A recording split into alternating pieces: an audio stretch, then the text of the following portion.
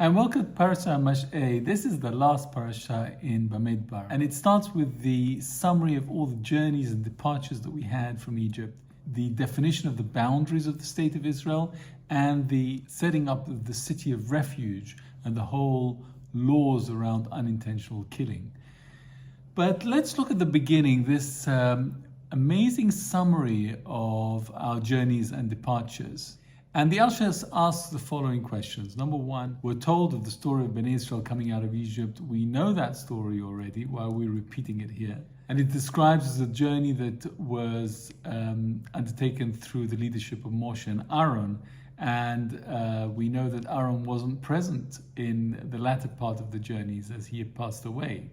And why this focus sometimes on the journey and sometimes on the destination? And the date of the 15th of Nisan is mentioned. Why? We know that already. And again, this idea of Yad Yam Ramah, this powerful hand leaving Egypt, is again referred to. And the Alshech says that the recalling of these journeys is actually a compliment to Bnei Israel, because they were taken out of a civilized society and moved into the desert, and nobody complained. And that was a merit to Bnei Israel.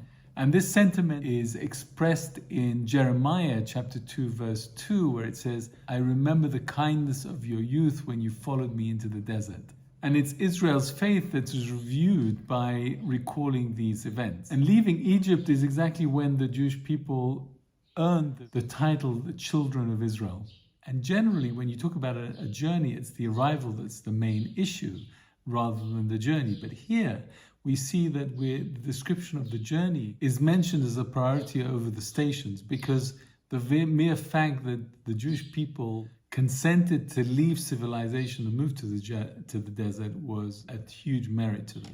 And we hear in Deuteronomy that in chapter 1, verse 2, that the actual journey from Egypt to Israel would have only taken 11 days. And we can see that it's taken 40 years only because of the sins of the Jewish people.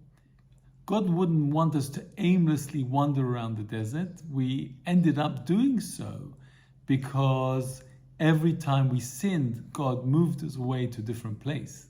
And Israel is not the subject of the verse 3, because on that day's journey to Ramses, originally, they were transported on the eagle's wings. And this departure was all the more remarkable because of the date. The 15th of Nisan was the full moon of the horoscope of the sheep, which is when the Egyptian power was at its greatest.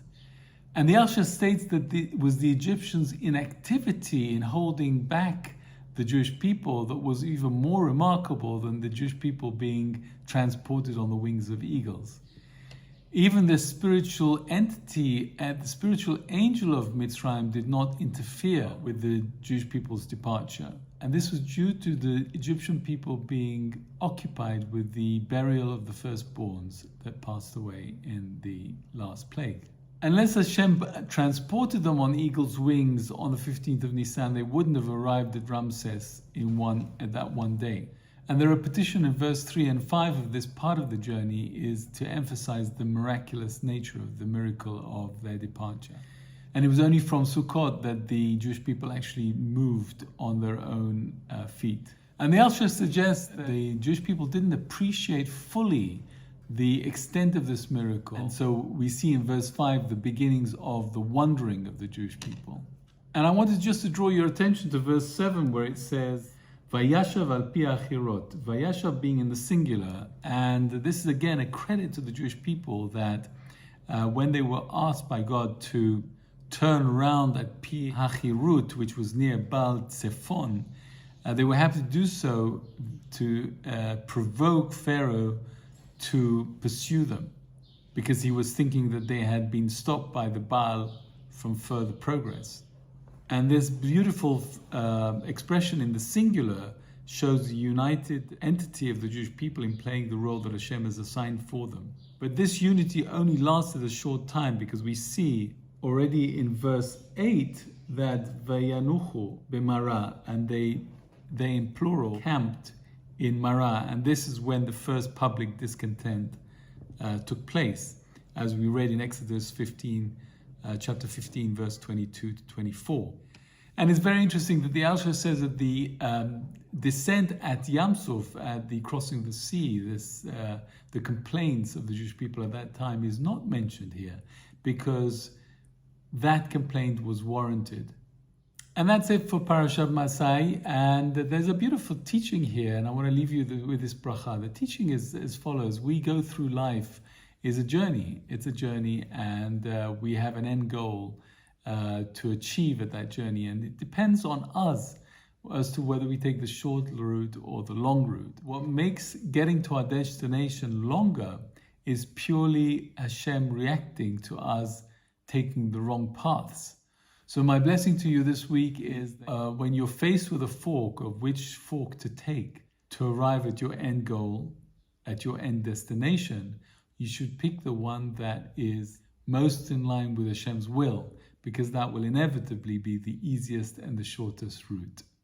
And the best way for us to understand and listen to the messages of which route Hashem wants us to take is when we manage to subdue our ego and humble it down, to give us space to listen to Hashem's words.